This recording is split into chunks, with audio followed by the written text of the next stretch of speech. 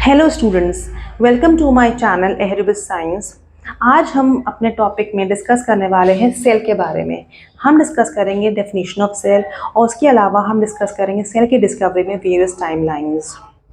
तो सेल का जो डेफिनेशन है वो यहाँ पे एकदम क्लियरली लिखा हुआ है। Cell is the fundamental structural and functional unit of all living beings. अच्छा, अगर हम एक गौर करें तो इस चैप्टर का नाम क्या है? इस चैप्टर का नाम है the fundamental unit of life. तो ये फंडामेंटल यूनिट ऑफ लाइफ अगर हम लोग बोलेंगे तो हम अपने आप समझ में आ जाता है कि हम लोग सेल के बारे में डिस्कस करने वाले हैं। ऑलराइट, अब यहाँ पे फंडामेंटल के लिए दो वर्ड और यूज हो सकते हैं। पहला वर्ड होता है स्मॉलेस्ट और दूसरा वर्ड होता है बेसिक। तो हम ये कहते हैं कि सेल जो है वो बेसिक यूनिट ऑफ लाइफ है।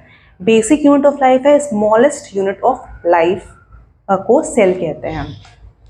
अब सेल के अंदर दो कैपेसिटी होती है। पहली कैपेसिटी ये होती है कि उसके अंदर कैपेसिटी होती है इंडिपेंडेंट एग्जिस्टेंस की।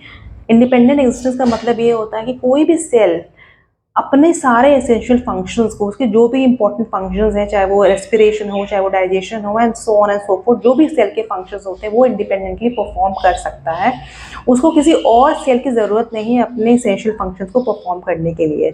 इसीलिए सेल में अगर डेफिनेशन तो हम समझ ही रहे हैं, साथ में तीन इंपॉर्टेंट चीज़ें और समझ रहे हैं कि सेल जो होता है वो स्मॉलेस्ट या बेसिक यूनिट ऑफ लाइफ होता है।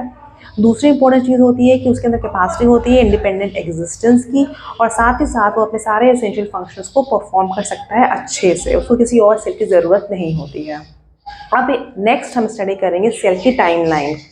तो सेल की टाइमलाइन तो नहीं कह सकते, पर हम ये कह सकते हैं कि सेल की डिस्कवरी में जो डिफरेंट इंपॉर्टेंट टाइमलाइंस हैं उसके बारे में हम समझेंगे। पहली चीज़ हम देख रहे हैं कि रॉबर्ट हुक ने 1665 में सेल को डिस्कवर किया था, सेल टर्म को कॉइन किया था, right, with the help of a primitive microscope. और इसको इन्होंने किसमें किया था? स्लाइस ऑफ द कॉर्क में किया था। ये चीज़ हमने लास्ट वीडियो में डिस्कस किया हुआ है। नेक्स्ट जो इम्पोर्टेंट व्यक्ति हैं वो है ल्यूवन हॉक ने 1674 में पॉन्ड वाटर में फ्री लिविंग सेल्स को डिस्कवर किया था with the help of N improved microscope. यानी कि पहले जब रॉबर्ट हुक ने माइक्रोस्कोप यूज़ किया तब उस टाइम पर उसका सेल्फ मेड माइक्रोस्कोप था, प्रिमिटिव माइक्रोस्कोप था। उसके बाद जब ल्यूवन हॉक आया तो उन्होंने कुछ इम्प्रूव माइक्रोस्कोप की हेल्प से पॉन्ड वाटर में फ्री लिविंग सेल्स को ऑब्जर्व किया, राइट। उसके बाद फिर जो नेक्स्ट था वो थे रॉबर्ट ब्राउन ने 1831 में सेल के अंदर न्यूक्लियस को डिस्कवर किया था। हम न्यूक्लियस के बारे में आगे भी पढ़ेंगे। न्यूक्लियस को ब्रेन ऑफ द सेल भी कहा जाता है। न्यूक्लियस जो होता है वो सेल का सबसे इम्पॉर्टेंट ऑर्गेनल माना जाता है। उसके बाद आए थे पुरकिंजे ने 1839 में प्रोटोप्लाज्म टर्म को कॉइन किया। प्रोटोप्लाज्म टर्म जो होता है that is something which is used for the fluid substance. जो सेल के अंदर फ्लूइड सब्सटेंस पाया जाता है उसको कहते हैं प्रोटोप्लाज्म, और उसी फ्लूइड सब्सटेंस के अंदर सारे सेल ऑर्गेनल्स जो होते हैं वो एक तरीके से स्विम करते होते हैं। तो ये प्रोटोप्लाज्म टर्म जो होता है वो fluid substance of the cell जो होता है उसे प्रोटोप्लाज्म कहा जाता है। नेक्स्ट आए श्रीडेन और शॉन ने 1838 में श्रीडेन ने और शॉन 1839 में मिलकर इन्होंने सेल थ्योरी दी। सेल थ्योरी में पहली बात तो जब इन्होंने सेल थ्योरी दी तो इन्होंने दो पॉइंट्स दिए। All plants and animals are made up of cells. जितने भी प्लांट्स हैं, जितने भी एनिमल्स हैं, और वी कैन से जितने भी ऑर्गेनिजम्स हमारे सराउंडिंग में एग्जिस्ट करते हैं वो सेल के ही बने होते हैं। और दूसरा उन्होंने कहा सेल जो होता है बेसिक यूनिट ऑफ लाइफ।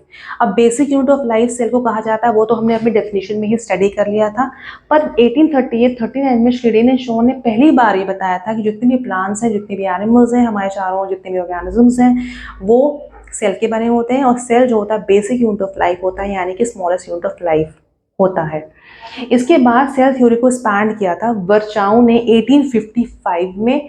उन्होंने कहा कि सेल्स जो होते हैं वो अराइज करते हैं from the pre existing sales. इसका मतलब ये होता है कि कोई भी सेल हमारे बॉडी में जो होता है वो कैसे बनता है, वो पहले जो सेल्स बन चुके हैं होते हैं उन्हीं की हेल्प से न्यू सेल्स बनते हैं। इसीलिए उन्होंने क्या बोला कि ऑल सेल्स जो होते हैं वो अराइज करते हैं from the pre existing sales मतलब जो सेल्स पहले से प्रेजेंट है बॉडी में। किसी माइक्रोऑर्गेनिज्म या फिर लिविंग बीइंग या फिर ऑर्गेनिज्म के बॉडी में जो सेल्स पहले से प्रेजेंट होते हैं वही रिस्पॉन्सिबल होते हैं नए सेल्स बनाने के लिए। तो इसलिए कहा उन्होंने कि all cells arise from pre existing cells. इसके बाद 1940 में इलेक्ट्रॉन माइक्रोस्कोप की डिस्कवरी हो गई।